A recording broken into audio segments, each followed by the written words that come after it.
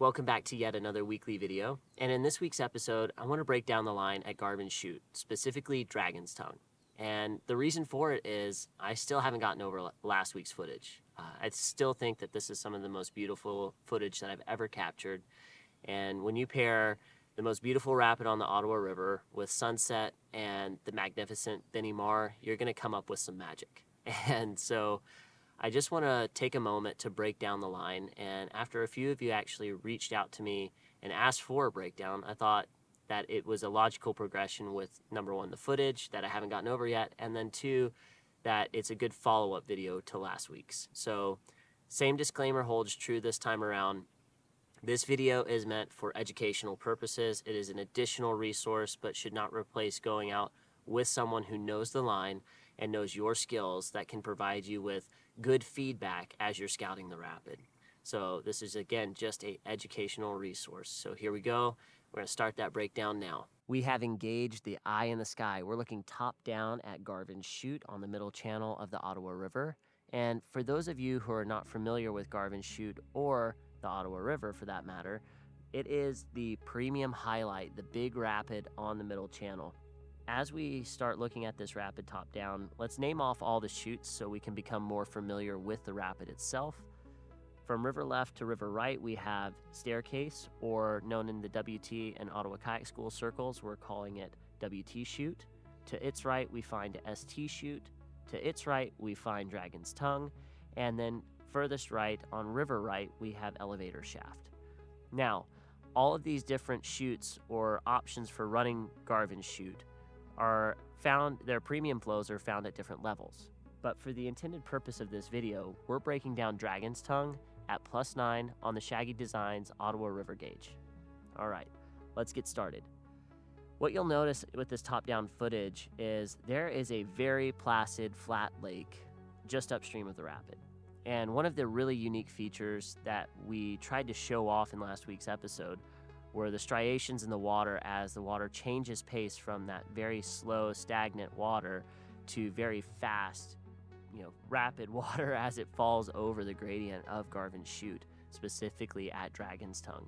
So staying on pace with fast-paced changes, we are going to quickly change pace into talking about the two line options that we have at Dragon's Tongue. And the first line option is the standard line option. And as you get back into your boat after scouting, you're going to be up in this beautiful placid lake, and you're going to hear a very big rapid below you. And as you approach the rapid, you're going to feel the water start to slowly change pace. And about the time that you can really feel yourself being pulled into the rapid, we're going to see our first visual marker as we're coming into the rapid. And it's this big hump that's left of center. It's actually kind of as far left on the tongue as you really want to be at the very top. Now, this is a very important marker, regardless of if it's the main line or if it is the Boof of Destiny, which is the other option that we have. But we'll look at that one later. Now, for our line option, as we're looking at the tongue, we want to make sure that we're just to the right of that hump, but our bow, the front of our boat, is turned towards the river left-hand shoreline. And we're moving across the rapid with right to left momentum, coming down the tongue, and then finding ourselves exiting the tongue on the left-hand side, there at the bottom.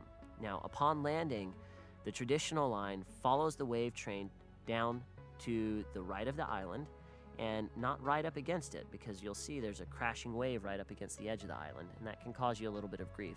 Instead, what we want to do is we want to find our way down this seam right here, just to the right of that crashing wave, but still to the left of Purgatory, which is a pretty big hole here that is at the bottom.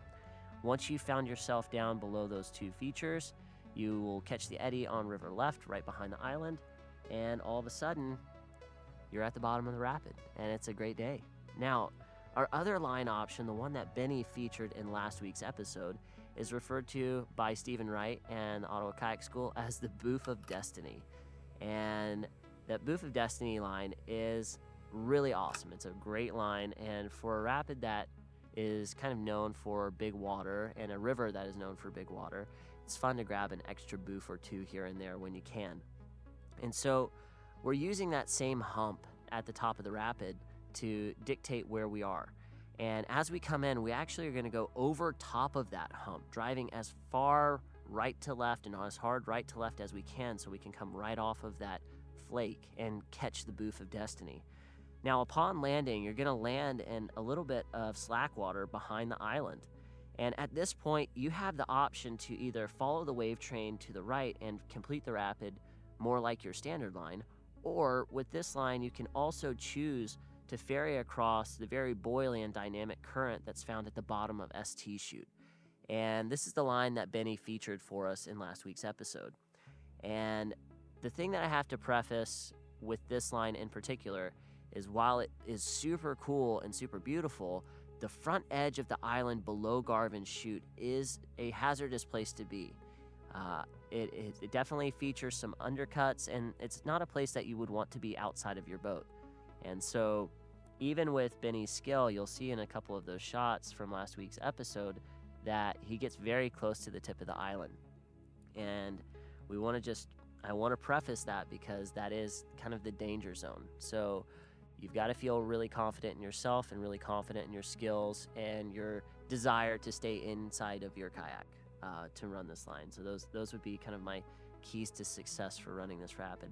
I hope you found that this video was helpful, and if you did, please consider giving it a big thumbs up. If you have any feedback for me or additional ideas for future videos, please leave them down in the comments down below.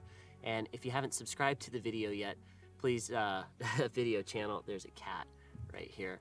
If you haven't subscribed to the channel yet, please consider doing so because I'm going to be making weekly content. And again, I can't tell you exactly when it's going to come out, but it will be out weekly. So thanks for those who have subscribed, and we'll see you next week.